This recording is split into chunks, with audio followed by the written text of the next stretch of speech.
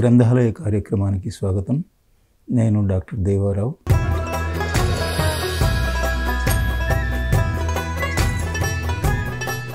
మనము అరుణ గారి messages from 40 masters అనేటువంటి గ్రంథాన్ని చూస్తున్నాం.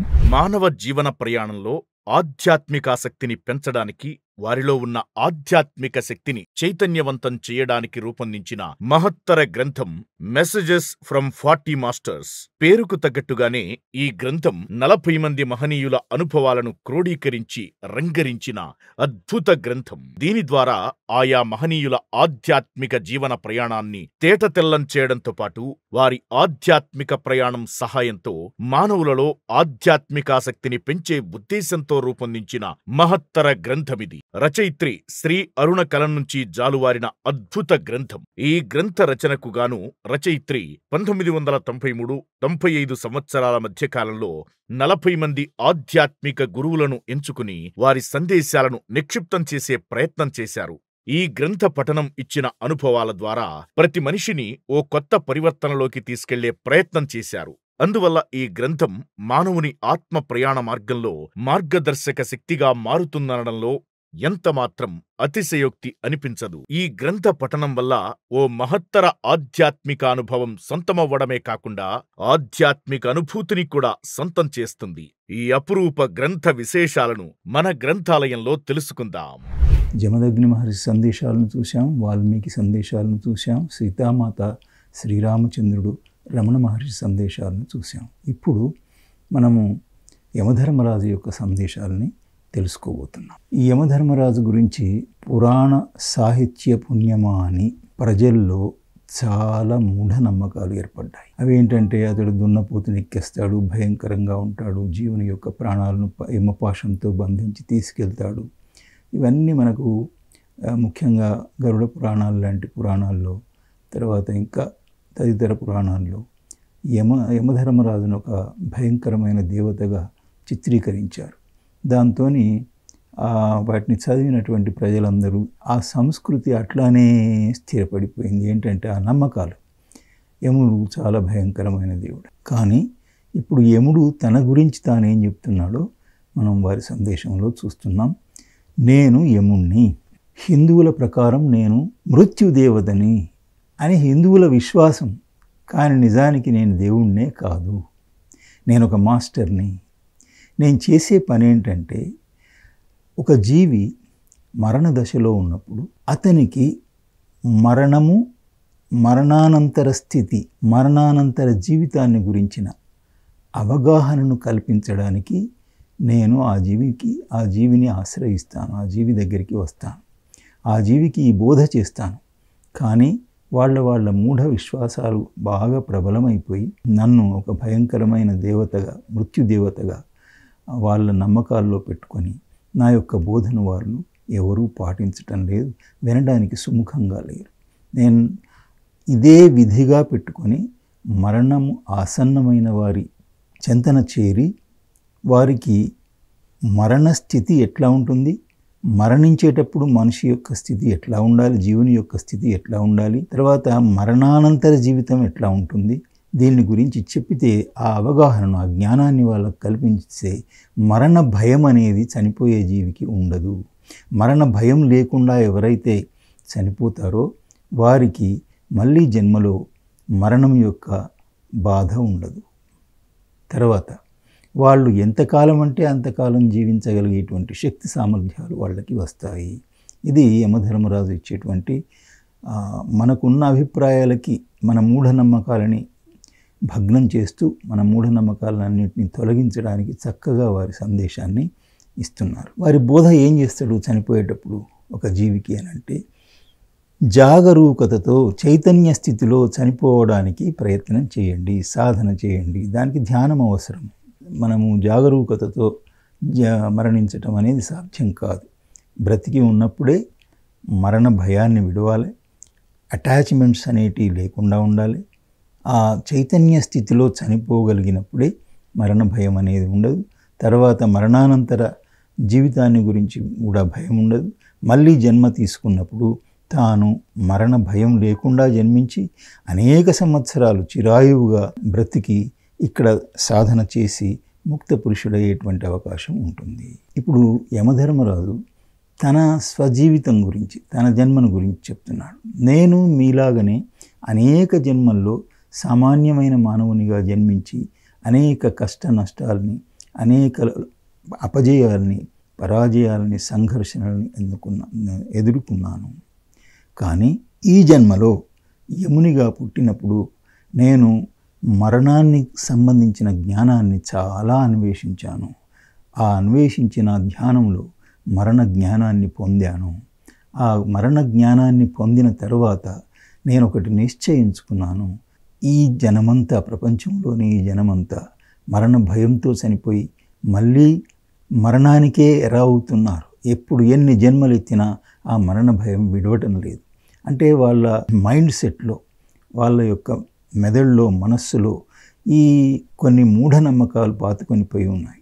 కాబట్టి అవి పోవాలంటే ధ్యానాన్ని చేయాలి, మరణాన్ని గురించి అన్వేషణ చేయాలి, జాగరూకతతో చైతన్య స్థితిలో మరణించడానికి సాధన చేయాలి. ఈ మరణానికి సంబంధించిన జ్ఞానాన్ని ఇచ్చేటువంటి మాస్టర్స్లో నేను చాలా ముఖ్యమైన వాడిని. అవివేకులు, అజ్ఞానులు, పరలోకాన్ని గురించిన అవగాహన లేక భయంకరమైనటువంటి శిక్షలు ఉంటాయి, తర్వాత భయంకరమైనటువంటి వాతావరణం, పరిస్థితులు ఉంటాయి అక్కడ అని చెప్పి కల్పించుకొని విచిత్రమైన కల్పనలు చేసి వాళ్ళ జీవితాలని వాళ్ళే నరకంగా చిత్రీకరించుకుంటున్నారు.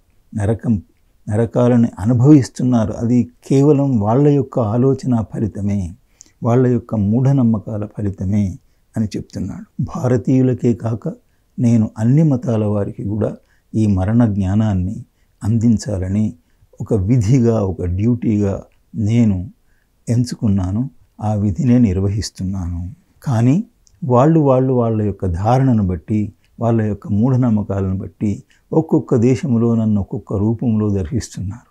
కానీ అది వాళ్ళ యొక్క మనోకల్పితాలు మాత్రమే అంటున్నారు. వేల కొద్ది ఆత్మలు ఇట్లా అజ్ఞానవశులై జన్మలు ఎత్తుతూ, మరణిస్తూ, మళ్ళీ జన్మిస్తూ, మళ్ళీ మరణిస్తూ, పురోగతి లేక, ఆధ్యాత్మికత పురోగతి లేక, తర్వాత సంపూర్ణమైన జ్ఞానాన్ని పొందే అర్హత లేక, ధ్యానాన్ని అభ్యాసం చేయక, సామాన్యమైన మూఢనమ్మకాల్లో చిక్కి వాళ్ళకి ఏమాత్రము ఆధ్యాత్మికత పురోగతి లేక వాళ్ళు జనన మరణ వలయాల్లో చిక్కుకొని ఉన్నారు.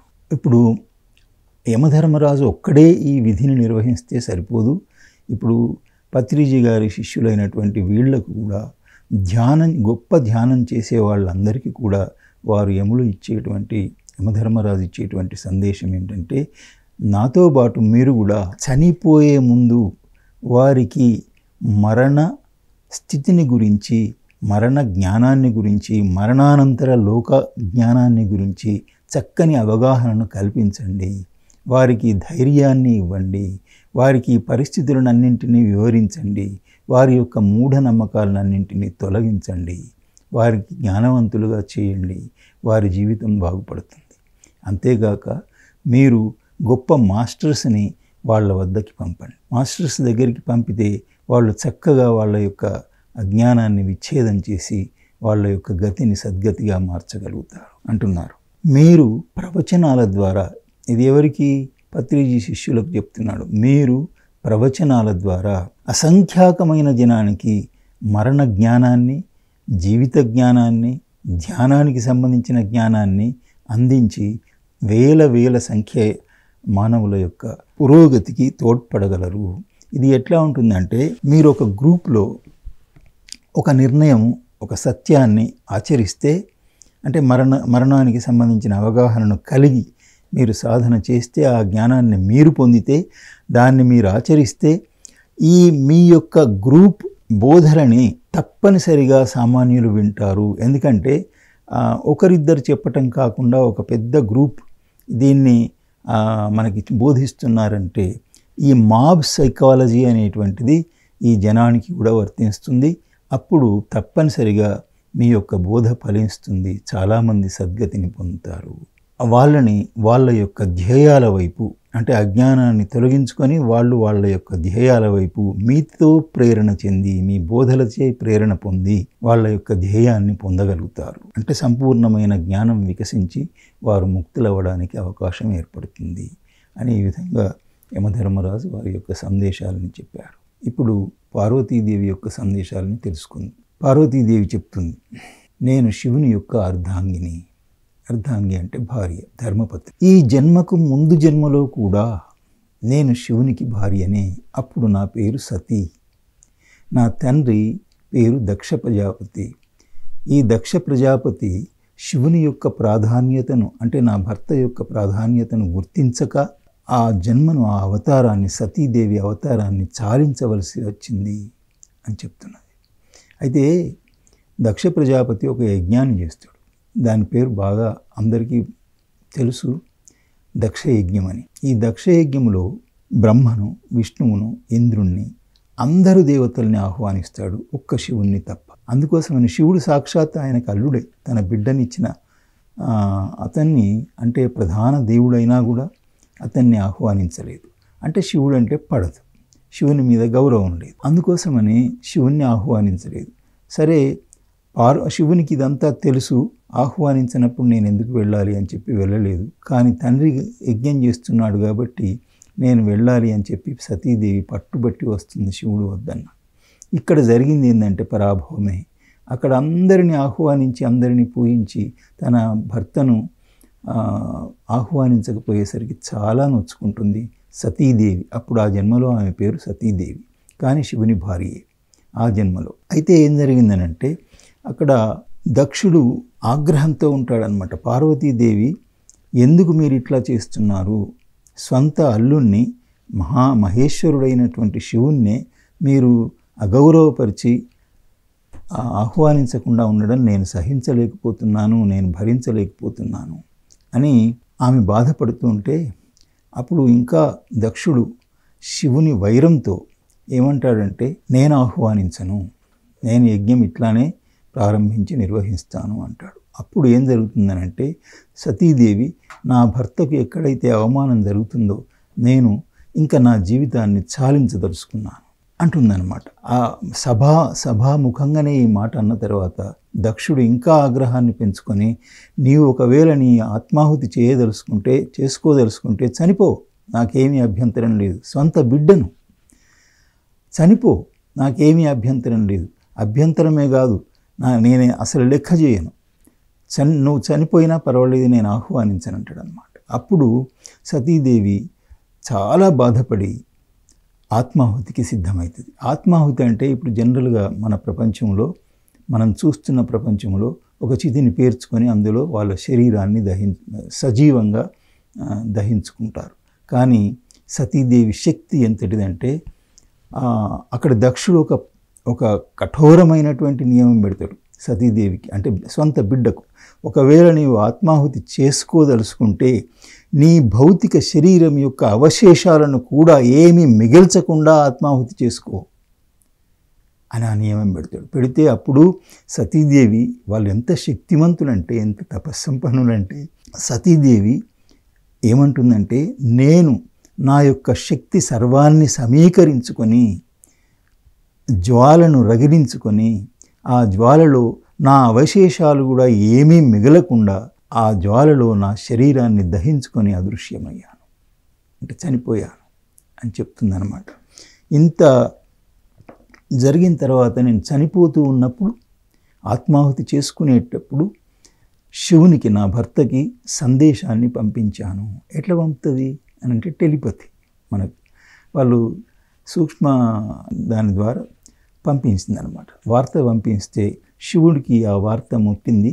తర్వాత అతడు తెలుసుకొని తన జ్ఞాన నేత్రంతో అసలు ఇక్కడ ఏం జరుగుతుంది అని మొత్తం చూస్తాడనమాట. అంటే తన భార్య తను ఆత్మాహుతి కావటము, అందులో తన శక్తితోనే అగ్నిని సృష్టించుకొని అందులో అవశేషాలు కూడా ఏమీ మిగలకుండా, పూర్తిగా భస్మం కూడా మిగలకుండా దహించుకొని పోతుందన్నమాట. అది ఇదంతా చూసి, భయంకరమైన సన్నివేశాన్ని చూసి శివుడు ఆగ్రహోదగ్రుడై, ఇప్పుడు మనకి పాపులర్గా ఇప్పుడు మనకున్న కథల్లో ఏంటంటే శివ తాండవం చేశాడని. తాండవం చేసి తన యొక్క జటాజూటంలో ఒక జటను పెరికి వీరభద్రుని అనేటువంటి తన అంశని సృష్టించి భయంకరమైనటువంటి శక్తిని ఇచ్చి అతన్ని దక్షయజ్ఞాన్ని ధ్వంసం చేయమని పంపిస్తాడు. ఆ వీరభద్రునికి కూడా ఎంత శక్తి ఉంటుందంటే భయంకరమైన సైన్యం, లక్షల కొద్ది సైన్యాన్ని తయారు చేసే శక్తి ఉంటుంది. ఆ శక్తితో మొత్తం దక్షయజ్ఞాన్ని ధ్వంసం చేసినట్టుగా మనకు పురాణ గాథ ఉంది. కానీ ఇందులో పార్వతీదేవి వివరించింది ఏంటంటే, మరి దక్షుడు ఏం చేశాడంటే ఆ యజ్ఞం అంతా శివుని యొక్క శక్తితోని విధ్వంసం అయిన తర్వాత అతడు చనిపోయినట్టుగా శివుడు వీరభద్రుడు వచ్చి తలను నరికేసినట్టుగా, మేక తలను తెచ్చిపెట్టినట్టుగా ఇక్కడ ఏమీ పార్వతీదేవి సందేశాల్లో లేదు. కానీ దక్షుడు పరాభవించబడి అతని యజ్ఞం విధ్వంసమైన తర్వాత అతడు వెళ్ళి కొన్ని సంవత్సరాల తర్వాత పశ్చాత్తాపం పొంది తాను కూడా ధ్యానాన్ని చేశాడు అని చెప్పింది పార్వతీదేవి. అంటే దక్ష ప్రజాపతి యజ్ఞయాగాది క్రతువులు చేసే కర్మకాండను మాత్రమే ప్రబలంగా నమ్మినటువంటి వ్యక్తి జ్ఞానానికి సంబంధించి, ధ్యానానికి సంబంధించి తన జీవితంలో ఎటువంటి శక్తిని, ఎటువంటి అనుభవాన్ని పొందలేదని మనకి పార్వతీదేవి యొక్క సందేశంతో అర్థమవుతుంది. ఎప్పుడైతే దక్షయజ్ఞం విధ్వంసమవుతుందో అప్పుడే తను పశ్చాత్తాపడి కొన్ని సంవత్సరాల తర్వాత ధ్యానాన్ని ప్రబలంగా ప్రారంభిస్తాడు. ఇది ఆ అమ్మవారి యొక్క సందేశంలో ఉన్నటువంటి విషయం. ఇప్పుడు మనకు పార్వతీదేవి యొక్క సందేశం కావాలి కదా. అంటే సతీదేవే మళ్ళీ పార్వతీదేవిగా పుట్టింది. ఎక్కడ పుట్టింది అంటే హిమవంతునికి పుట్టింది. హిమాలయాల్లోనే శివుడు తపస్సు చేస్తుంటాడు. శివుడు ఎందుకు తపస్సు చేస్తున్నాడంటే సతీదేవి అంత భయంకరమైన చావును పొందింది కదా, నాకు ఈ ప్రపంచంతో ఏం పని అని చెప్పి పూర్తిగా పరిపూర్ణ వైరాగ్యంతో కంప్లీట్ ప్రగాఢమైనటువంటి ధ్యానంలో నిమగ్నుడై తపస్సు చేస్తుంటాడు శివుడు. అట్లాంటప్పుడు శివుని హిమాలయాల్లోనే తపస్సు చేస్తున్నాడు. అంటే హిమవంతుని యొక్క సామ్రాజ్యం అది హిమాలయం. ఆ సామ్రాజ్యంలోనే తన హిమాలయ పర్వతాల్లోనే తపస్సు చేస్తున్నాడు. కాబట్టి హిమవంతుడు చాలాసార్లు శివుణ్ణి తన రాజభవనానికి ఆహ్వానిస్తాడు. ఎన్నిసార్లు ఆహ్వానించినా శివుడు ఎన్నోసార్లు హిమవంతుని యొక్క రాజసౌధానికి వచ్చి ఆతిథ్యాన్ని తీసుకున్న పార్వతీదేవి వంక మాత్రం చూడడు. పార్వతీదేవికి చిన్ననాటి నుంచే శివుణ్ణి పొందాలి, నేను శివుణ్ణి మాత్రమే భర్తగా పొందాలి అయినటువంటి గాఢమైన ఒక తపన ఉంటుంది.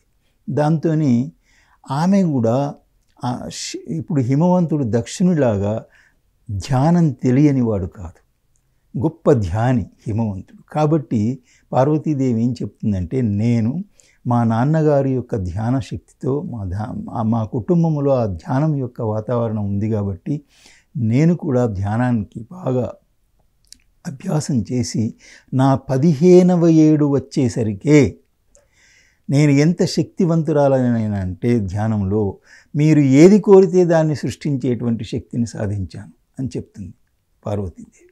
అయితే ఇంతటి శక్తిని నేను సాధించినా కూడా మా ఇంటికి నేను భర్తగా పొందదలుచుకున్నటువంటి శివుడు సాక్షాత్తు మా ఇంటికి అతిథిగా ఎన్నోసార్లు మా నాన్న తీసుకొని వచ్చినా కూడా వారు నా వంక ఒక్కసారి కూడా చూడలేదు. అప్పుడు నేను ఒక నిర్ణయానికి వచ్చాను. ఏంటంటే శివుని సన్నిధిలోనే, శివుని ముందే ధ్యానం చేసి వారు అంగీకరించే వరకు ప్రగాఢమైన ధ్యానాన్ని చేస్తానని చెప్పి కఠోరమైన నియమాన్ని తీసుకుంటుంది. ఇప్పుడు మనకు పురాణాల్లో అయితే ఈ తపస్సు చేసిన కాలంలో పార్వతీదేవి శివుని సన్నిధిలో తపస్సు చేసిన కాలంలో అపర్ణ అని పేరు ఇచ్చిండ్రు. అపర్ణ అంటే ఆకులు తినటం కూడా మానివేసింది. పర్ణము అంటే ఆకు, అపర్ణ అంటే ఆకులను తినటం కూడా మానివేసి కేవలం నిరాహారంతో ఆమె శివుని అంగీకారం కొరకు భర్తగా పొందటానికి తీవ్రమైన తపస్సు చేసింది. ఇట్లా ఎన్ని రోజులు చేసింది మనకి పార్వతీదేవి సందేశంలో క్లియర్గా చెప్తుంది. నేను ఈ విధంగా 3 సంవత్సరాలు ఘోరమైన తపస్సు చేశాను శివుని ముందు, శివుని సన్నిధిలో.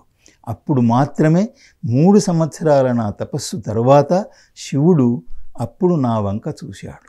శివుడు అంటాడు, ఎప్పుడైతే పార్వతీదేవి వైపు దృష్టి సారించిండో, కరుణించిండో పార్వతీదేవిని, అప్పుడు అంటాడు, నేను ఒక సామాన్యమైన భర్తగా జీవించలేను అని అంటాడు. మరి నువ్వు ఎట్లా స్వీకరిస్తావు నన్ను? అంటే భార్యాభర్తల దాంపత్య సుఖము ఇదంతా ఇది ప్రాపంచికమైంది. నేను దీనికి చాలా ఎదిగినటువంటి వాడిని, ఈ ప్రాపంచిక సుఖాలకి చాలా అతీతంగా వెళ్ళినటువంటి వాడిని, ఇంత గొప్ప స్థితికి నేను ధ్యానంలో చేరుకున్నాను. ఇట్లాంటి నాతో నీవు ఎట్లా కాపురం చేస్తావు? ఎట్లా భార్యగా నాతో జీవిస్తావు? నేను సామాన్యమైన భర్తగా మాత్రం నీతో జీవించను అని అంటాడు. అప్పుడు పార్వతీదేవి, దేవా శివ, నేను సామాన్యమైన భర్తను కోరుకోవటం లేదు, సామాన్యమైన భార్యగా నేను కూడా జీవించడానికి ఇష్టపడను. నాకు తెలుసు, నాకు గట్టి విశ్వాసం ఉంది, నేను దేన్ని కోరితే నీవు దాన్ని ప్రసాదించగలిగే శక్తి నీకుందని నాకు విశ్వాసం ఉంది. కాబట్టి నేను నిన్ను మాత్రమే పరిణయం చేసుకుంటాను. నేను సామాన్యమైన సుఖాలను కోరి నిన్ను పరిణయం చేసుకోవటం లేదు. నేను సామాన్యమైన భర్తగా నీతో జీవించలేనని శివుడు అన్నప్పుడు నేను సామాన్యమైన భర్తను కోరుకోవటం లేదు అని పార్వతీదేవి అంత ధైర్యంగా సమాధానం ఇస్తుంది వివాహానికి ముందే. మేమిట్లా ఒకరికొకరం అర్థం చేసుకొని అప్పుడు మేము ఏకమై అప్పటి నుంచి ఇప్పటి వరకు దంపతుల్లాగా కలిసి ఉంటున్నాము అని చెప్పి ఇప్పుడు పార్వతీదేవి మనకి, అంటే ఈ ప్రపంచానికి ఇచ్చేటువంటి సందేశం, ముఖ్యంగా పత్రిజీ యొక్క శిష్యులకి ఇచ్చేటువంటి సందేశం ఏమంటుందంటే, మీరు ఆధ్యాత్మికంగా చాలా పరిణతి చెందారు, కానీ మీరు కేవలం ఆధ్యాత్మిక సాధనలో మాత్రమే ధ్యానం బాగా చేసి పరిణతి చెందినా మీరు దైనందిన జీవితాలని, అంటే ప్రతిరోజు జీవించే జీవితంలో మీరు చేసే పనుల్లో కూడా సత్యవ్రతాన్ని, సత్యనిష్టను కలిగి ప్రతి వ్యావహారిక కార్యాలను కూడా చేయండి. చేస్తే అప్పుడే ఆ సత్యనిష్టతో, ఆ శక్తితో ఆధ్యాత్మికత అనేది మీ యొక్క సహజంగా దానంతటది మీ జీవితాల్లో ప్రవహిస్తుంది. అట్లాంటప్పుడు మీరు మీ యొక్క ధ్యేయాన్ని చక్కగా చేరుకోగలుగుతారు. ఇంతేకాక వారు ఏమంటున్నారంటే, సాధకులారా, ఒక కాంప్లిమెంట్ ఇస్తున్నారు పార్వతీదేవి. ఎవరికి? పత్రిజీ శిష్యులకు. ఏమని? సాధకులారా, మీలో గొప్ప పరిణామం వచ్చింది. ఈ గొప్ప పరిణామం వచ్చినందుకు ధ్యానంలో మేమంతా సంతోషిస్తున్నాము, మేమంతా గొప్పగా ఆనందిస్తున్నాము. మీ ఈ పురోగతే మీ భవిష్యత్తు జీవితాల్లో కూడా ప్రతిఫలించి మీ భవిష్యత్తు జీవితాలను చక్కగా తీర్చిదిద్దుతుంది. నాకు ఇవే మీ శుభాకాంక్షలు, నాకు ఇవే మీకందరికీ శుభమస్తు అని దీవించిందన్నమాట పార్వతీదేవి.